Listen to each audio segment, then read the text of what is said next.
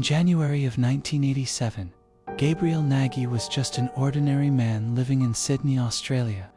He had a stable job, a wife and children. On what seemed like a completely normal day, Gabriel told his wife that he would be home early. Nothing appeared out of the ordinary.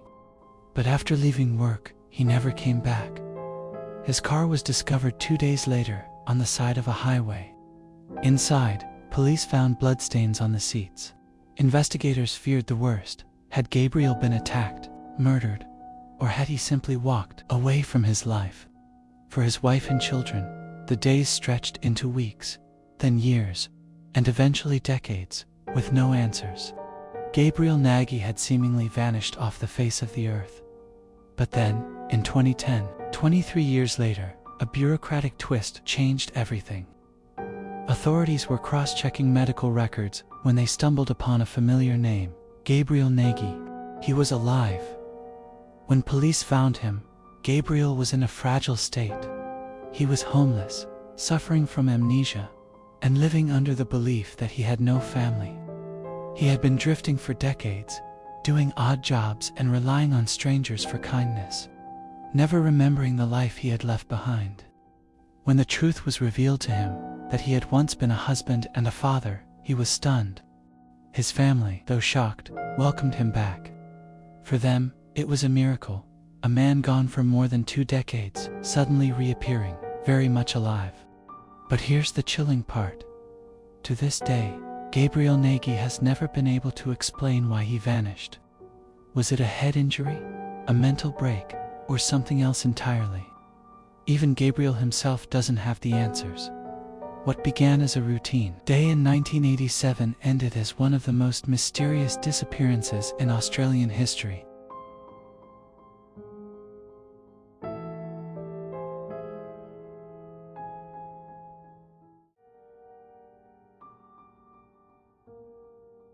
It was August 4th, 1987, in New York City.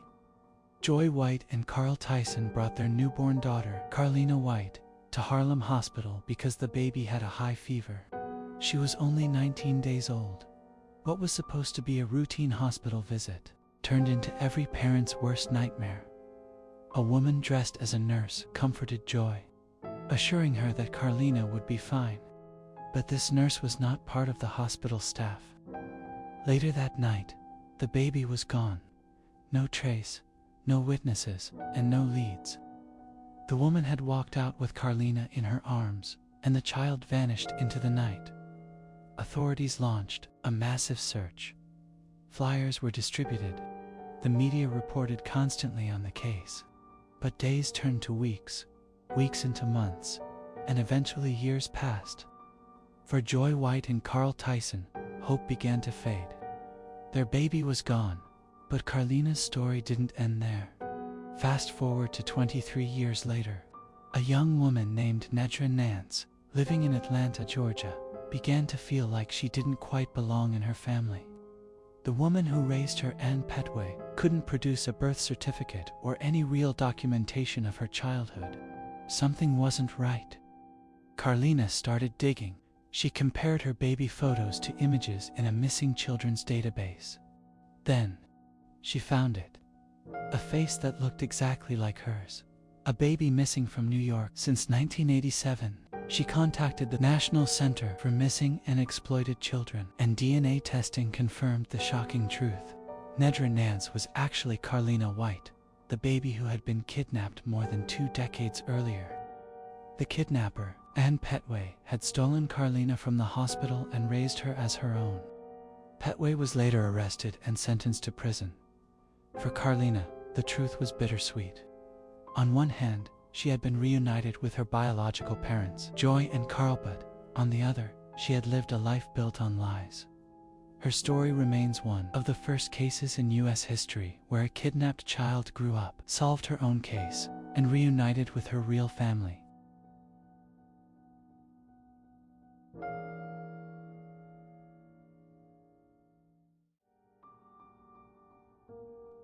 In the summer of 1961, 25-year-old Lucienne Johnson was living in Surrey, British Columbia, with her husband, Marvin, and their 2 young children. One day, without warning, Lucy vanished. At first, Marvin didn't report her missing. It wasn't until 4 years later that police were finally notified, an unusual and deeply suspicious delay. Detectives launched an investigation and quickly began to suspect foul play. Lucy's husband was questioned repeatedly. The yard of the family's home was even dug up in search of her remains. But no body was ever found.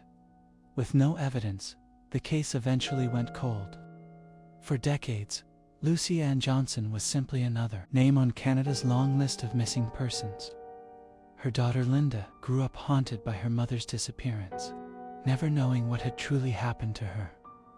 Then, over 50 years later, in 2013, everything changed. Linda decided to try one more search of her own. She posted her mother's story on the RCMP's Missing Kids website and began looking through newspaper archives for any clues. That's when she discovered something shocking. A woman in Yukon Territory, hundreds of miles away, matched her mother's description. The two arranged to meet. And when Linda saw her, there was no doubt it was her mother. After 52 years of being missing, Lucy Ann Johnson was alive. Her explanation stunned everyone. She hadn't been murdered, or kidnapped, or held against her will. She had left. Lucy revealed that she had been trapped in an unhappy and abusive marriage. One day, she decided she couldn't take it anymore. She walked away from her old life, started over in Yukon, and eventually raised a new family there, without ever contacting the children she had left behind. For Linda, the reunion was bittersweet. On one hand, the decades-long mystery was finally solved. On the other, the truth meant her mother had chosen to disappear, leaving behind a trail of unanswered questions and broken hearts. To this day, Lucy Ann Johnson's disappearance remains one of the longest-running missing persons cases in Canadian history, and one of the most shocking reappearances ever recorded.